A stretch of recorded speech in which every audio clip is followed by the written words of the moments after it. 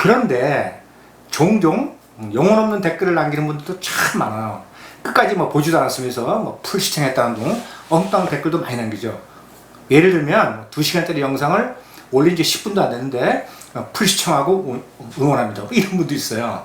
아예 무슨 내용인지 보지도 않고 복사해가지고 그런 스팸 문자 같은 글만 잔뜩 남겨놓고 구독해달라고 하는 분들도 아주 많이 있죠. 심지어 어떤 분은 저의 색스폰 연주 영상에다가 KBX님의 기타 실력에 감동했습니다. 전 색스폰인데 기타 실력에 감동했대.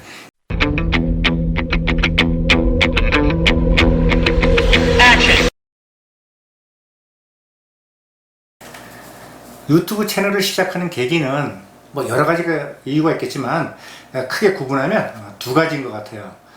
소소한 일상이나 나누고 싶은 이야기, 또는 취미를 위주로 하는 일반 채널, 그리고 수익을 목적으로 시작한 수익성 채널, 이렇게 구분할 수 있을 것 같아요. 취미로 시작했지만 처음에 순수하게 말 그대로 취미를 시작했지만 하다 보면은 또 사람 마음이 또 안 그렇죠. 슬슬 욕심이 생기게 된단 말이에요. 그래서 이제 채널을 만드는 그 자체가 이미 타인에게 보여주려는 것을 목적으로 하잖아요. 그러니까 보여주려고 했는데 보는 사람이 없으면 의욕이 떨어져서 지속적으로 활동하기 어렵죠. 그래서 여기저기 다니면서 자신의 채널을 홍보를 하게 되죠. 그러다 보면 이미 수익 승인이 나가지고 광고가 붙어 있고 많은 구독자를 확보한 채널을 보게 되면 욕망과 승부욕이 이제 꿈틀거리게 되죠. 근데 여기서부터 이제 엄청난 스트레스를 만나게 되죠. 막구독을 통한 구독자를 확보해야 되고, 그다음에 또 누적 시간을 채워야 되고, 또 콘텐츠도 개발해야 되고, 그다음에 나의 채널에 달아준 댓글에 대해서 대댓글, 즉 맞댓글을 달아줘야 되고, 또 나 혼자만 이익을 볼 수 없으니까 또 상대방 채널을 방문을 하면서 이제 유튜브에 늪에 빠지게 됩니다. 이런 활동 중에서 어느 것 하나 쉬운 것이 하나도 없어요. 저는 오늘 이 중에서 댓글 활동에 대한 내용을 말씀드리고자 합니다. 자신의 채널을 방문해서 콘텐츠를 감상하고 댓글을 남겨주시는 분들은 모두 소중한 인연이고 지원군이죠.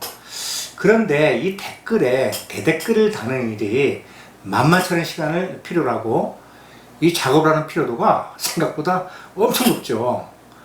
그래서 이것 때문에 막 생활의 그 리듬에 많은 영향을 미치게 되죠. 뭐 이것은 뭐 여러분도 알고 저도 알고 있는 불편한 진실이 되겠습니다. 특히 핸드폰으로 이 작업을 하시는 분들은 그 작은 화면에서 꼬물락꼬물락거리면서 댓글 입력 작업을 해야 하니까 막 시력도 떨어지고, 그 다음에 눈도 침침해서 너무 힘들다, 이렇게 말씀하시는 분들이 주변에 참 많더라고요. 또 이렇게 대댓글 다는 거에 대해 너무나 많은 시간을 뺏겨가지고 생활의 지장도 많고 그래서 힘들다고 제게 이렇게 하소연하시는 분들도 정말 많습니다.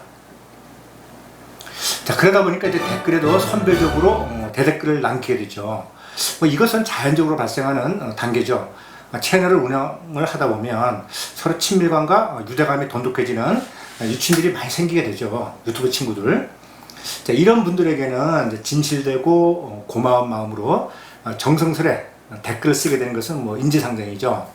친소관계, 그러니까 친하고 약간 덜 친한 그런 관계에 따라서 댓글 표현의 정도가 달라지게 되는 것이죠. 그런데 종종 영혼 없는 댓글을 남기는 분들도 참 많아요. 끝까지 뭐 보지도 않았으면서 뭐 풀 시청했다는 둥 엉뚱한 댓글도 많이 남기죠. 예를 들면 2시간짜리 영상을 올린 지 10분도 안 됐는데 풀 시청하고 응원합니다. 이런 분도 있어요. 아예 무슨 내용인지 보지도 않고 복사해가지고 그런 스팸 문자 같은 글만 잔뜩 남겨놓고 구독해달라고 하는 분들도 아주 많이 있죠. 심지어 어떤 분은 저의 색스폰 연주 영상에다가 KBX님의 기타 실력에 감동했습니다. 전 색스폰인데 기타 실력에 감동했대. 이런 글을 남기는 분도 있었어요. 그렇다고 이런 분의 댓글에 또 대댓글을 안 달아줄 수도 없잖아요.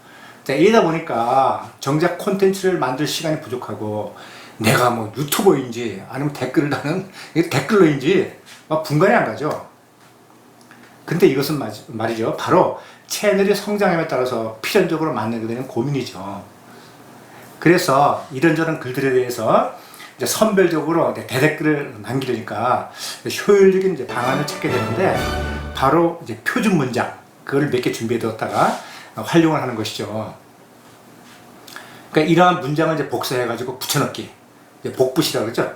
컨트롤 C, 컨트롤 V 붙여넣기를 반복하게 되는 것이죠. 바로 이런 것들이죠. 이 문장은 제가 많이 썼던 표현입니다. 첫째, 찾아주셔서 감사합니다. 오늘도 즐겁게 보내세요. 소중한 시간 내요 봐주셔서 감사합니다. 그 다음에 부족한 노래 또는 연주를 잘 들어주시고 응원해 주셔서 감사합니다. 바쁜 시간 내서 찾아주시니 감사합니다. 기타 등등. 해서 이제, 그런데 이런 식의 이제 댓글을 복사해서 붙여넣기를 많이 사용했다고 구글에서 저에게 주의가 날아왔습니다. 이렇게 말이죠. 너는 동일한 표현의 댓글을 반복해서 사용했으니 스팸 댓글러이다. 지금 당장 중지하지 않으면 채널을 폐쇄하겠다는 주의입니다. 그러니까 이제 붙여넣기를 한 모든 댓글은 광고성 스팸 댓글로 간주하겠다는 것이죠. 이메일도 이렇게 주의하라는 으름장에 날라왔어요. 참으로 황당합니다. 그러니까 대댓글의 표현을 일일이 수작업으로 입력하라는 것이죠.